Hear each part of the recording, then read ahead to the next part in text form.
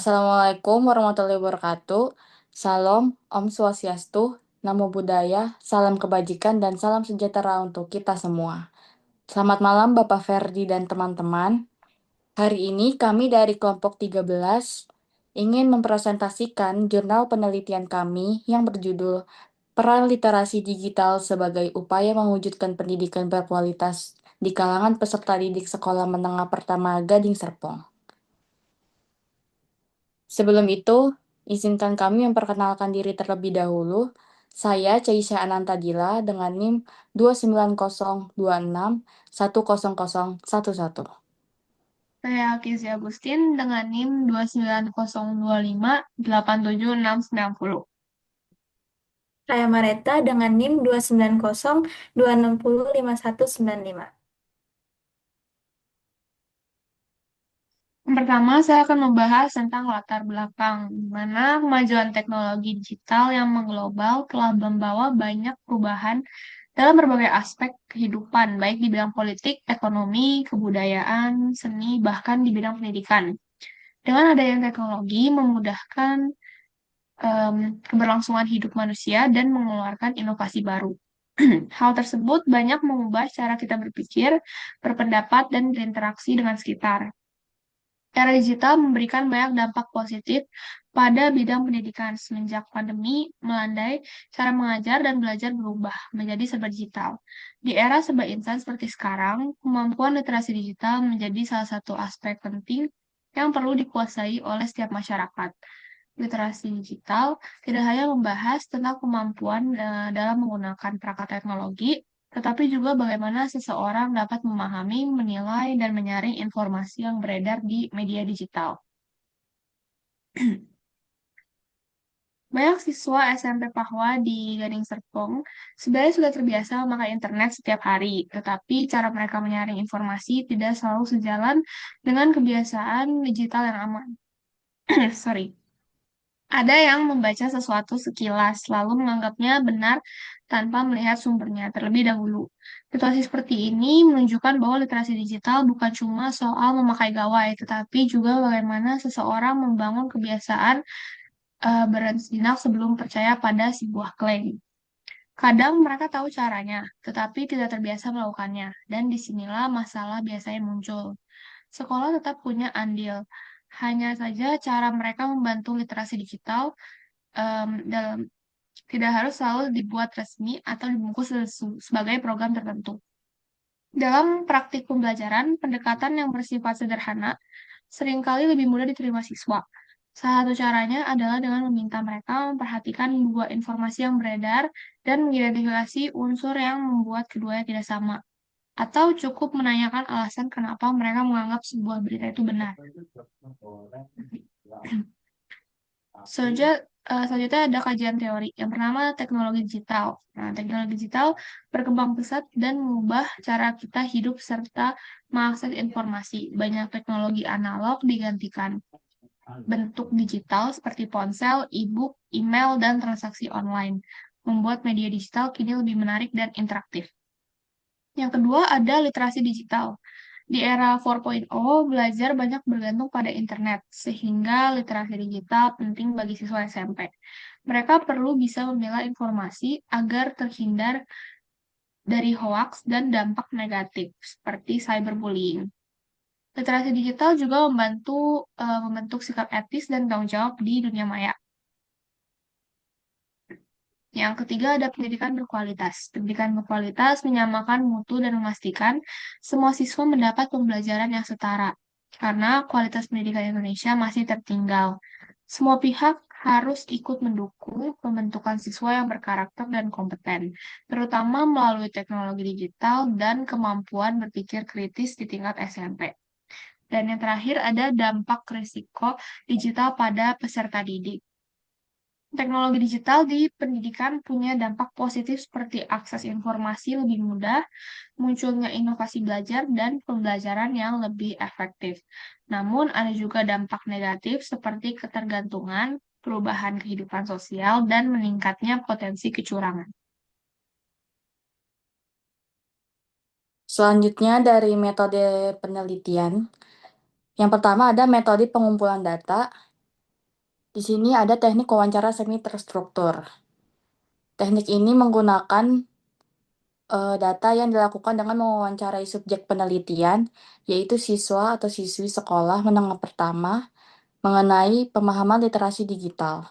Jenis wawancara ini memungkinkan peneliti untuk mengamati jawaban secara lebih spesifik, tetapi tetap mengikuti standar pertanyaan yang sudah ada sebelumnya. Subjek akan diberikan 2 pertanyaan wajib terkait pemahaman literasi digital dan pengalaman berdigital. Sejauh mana peserta didik mengenali, memahami, dan menilai data digital yang ditemui dalam kehidupan sehari-hari dapat diukur melalui pertanyaan ini. Kegiatan wawancara dilakukan untuk menganalisis serta memilah subjek yang paham terkait literasi digital dan subjek yang belum paham mengenai literasi digital. Selanjutnya, melaksanakan sosialisasi kepada subjek yang belum paham untuk mengupayakan peningkatan literasi digital. Setelah melakukan sosialisasi, subjek akan ditanyakan kembali terkait literasi digital untuk mengukur pemahaman setelah pelaksanaan sosialisasi. Selanjutnya ada metode kualitatif.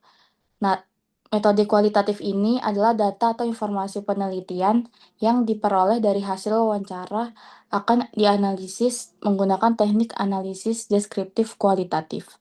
Analisis ini berfokus pada penafsiran makna yang disampaikan subjek penelitian. Lalu metode kedua ada analisis data. Yang pertama ada transkripsi data. Pada tahap ini, informasi diproses dengan cara transkripsi audio wawancara menjadi teks. Kemudian, teks tersebut dicatat untuk dianalisis. Yang kedua ada kategorisasi data. Ini adalah informasi yang sudah ditranskrip akan dikategorikan menjadi beberapa bagian-bagian penting.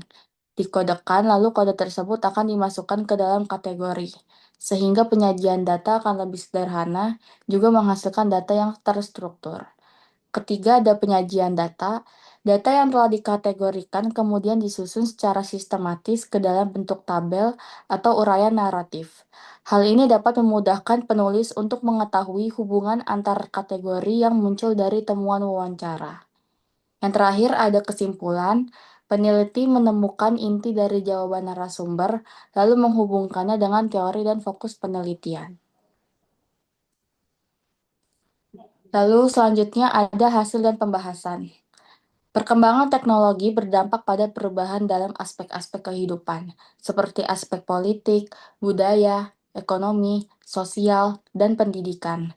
Kemajuan teknologi yang semakin cepat menuntut semua pihak untuk bisa beradaptasi dan terbiasa menggunakan teknologi dalam kehidupan sehari-hari. Dalam dunia pendidikan, penerapan teknologi sudah dilakukan, seperti kegiatan belajar secara daring, penggunaan gadget dalam menunjang aktivitas pembelajaran, sistem presensi dengan Face ID, dan lainnya. Teknologi diciptakan untuk membantu siswa-siswi dalam belajar serta memudahkan mereka dalam mencari informasi. Namun, perkembangan teknologi tidak selalu membawa dampak yang positif. Penyebaran informasi yang semakin luas dan cepat mempermudah masuknya informasi palsu oleh oknum dengan maksud tertentu. Selain itu, kebebasan berekspresif di dunia maya juga dapat meningkatkan aksi perundungan. Fenomena ini menunjukkan bahwa kemampuan peserta didik untuk berpikir kritis dalam lingkungan digital memiliki peran penting. Mencegah hal-hal negatif tersebut, salah satu cara yang dapat dilakukan adalah menerapkan konsep literasi digital dalam pembelajaran sekolah. Literasi digital menjadi pondasi utama dalam menggunakan teknologi. Menurut pandangan Nur Anggriani 2023, literasi digital tidak hanya terampil dalam penggunaan teknologi, tetapi perlu adanya pemahaman dan etika dalam lingkup digital.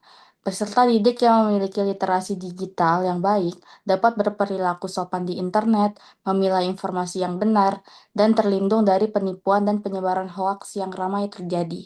Penelitian ini dilakukan untuk mengetahui sejauh mana kemampuan siswa-siswi SMP memahami literasi digital dan memanfaatkan teknologi. Mengidentifikasi faktor-faktor kesulitan siswa-siswi dalam menggunakan media digital dengan bijak, serta solusi yang dapat diberikan untuk membantu menumbuhkan kesadaran dan sikap tanggung jawab dalam menggunakan teknologi. Di sini ada tabel mengenai subjek penelitian jurnal penelitian kami. Ini sebelum sosialisasi, jadi narasumber pertama itu pemahaman literasi digitalnya sedang, pemahaman hoaxnya kurang, dan pemahaman cyberbullyingnya tinggi. Narasumber kedua, pemahaman literasi digitalnya sedang, pemahaman hoaxnya sedang, pemahaman cyberbullyingnya sedang. Lalu narasumber ketiga, pemahaman literasi digitalnya sedang, pemahaman hoaxnya sedang, pemahaman cyberbullyingnya kurang. Dari literasi digital, rata-rata siswa sudah paham mengenai literasi digital namun belum mampu menerapkannya. Lalu dari hoax, rata-rata siswa sudah memahami berita hoax, namun ada siswa yang masih kesulitan membedakan berita hoax. Ia mengaku pernah menyebarkan berita hoax kepada teman-temannya. Lalu yang terakhir, cyberbullying. Sebagian siswa mampu mengenali bentuk-bentuk cyberbullying, sebagian lagi tidak. Lalu ini setelah sosialisasi, narasumber yang pertama, pemahaman literasi digitalnya tinggi. Jadi narasumber pertama sampai ketiga, pemahaman literasi digital, hoax, dan cyberbullyingnya tinggi.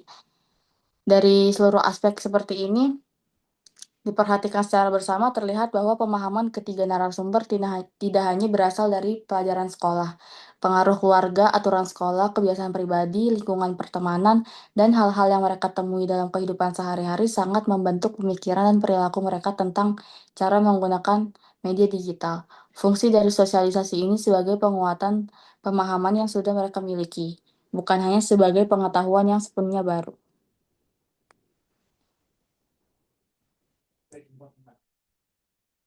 Untuk kesimpulannya, penelitian ini tuh menegaskan bahwa literasi digital sangat penting bagi siswa SMP di Gading Serpong. Karena perkembangan teknologi menuntut kemampuan menilai, memilah, dan memahami informasi secara tepat. Meski banyak siswa sudah menggunakan teknologi untuk belajar, kemampuan membedakan informasi benar dan salah masih rendah akibat arus informasi besar, kurangnya pengawasan orang tua, dan ketimpangan fasilitas sekolah. Observasi wawancara semi terstruktur dan kegiatan poster menunjukkan bahwa rendahnya literasi digital membuat siswa rentan terhadap hoax dan penyalahgunaan media digital. Sementara literasi digital yang baik mendukung pemikiran kritis dan tujuan pendidikan berkualitas dalam SDGs keempat. Karena itu, sekolah, guru, dan orang tua harus berperan aktif melalui fasilitas memadai, kemampuan mengajar berbasis teknologi, pemantauan penggunaan media digital, dan pembelajaran etika digital untuk membentuk karakter siswa yang kritis, disiplin, dan siap menghadapi tantangan dunia digital.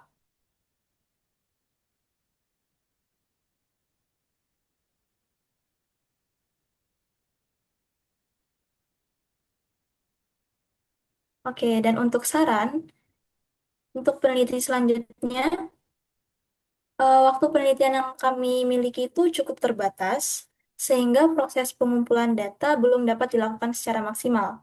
Oleh karena itu, peneliti berikutnya itu disarankan untuk menyediakan waktu penelitian yang lebih panjang agar proses pengumpulan data bisa berjalan lebih mendalam dan hasilnya bisa lebih menyeluruh. Jumlah subjek yang kami libatkan juga masih terbatas, sehingga variasi datanya itu kurang beragam. Penelitian selanjutnya juga dapat menambah jumlah partisipan agar hasil analisis menjadi lebih kuat. Selain itu, koordinasi dalam kelompok menjadi salah satu tantangan yang kami temui. Karena itu, sebaiknya pembagian tugas dilakukan sejak awal dan disertai komunikasi rutin, agar pekerjaannya itu dapat berjalan lebih terarah. Membaca beberapa referensi yang relevan sebelum memulai penelitian juga sangat membantu. Setidaknya, untuk memahami arah penelitian sehingga prosesnya lebih lancar.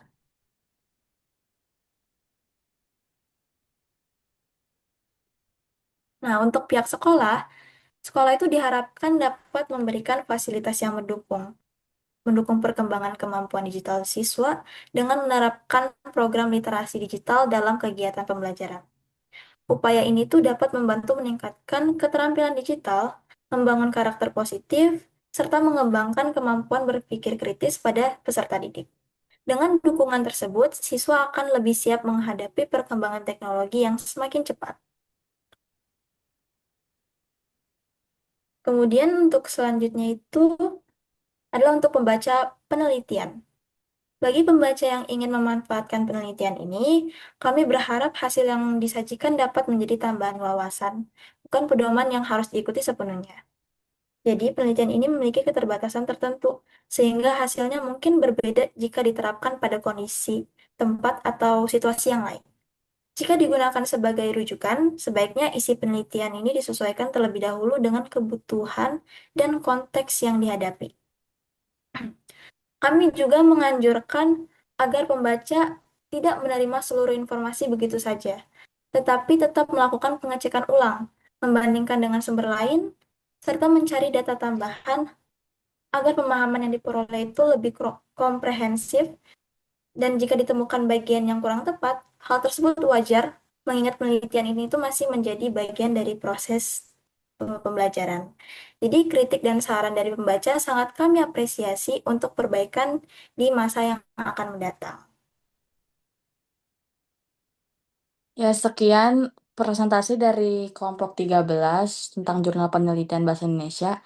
Kurang lebihnya mohon maaf. Terima kasih, Bapak Ferdi dan teman-teman.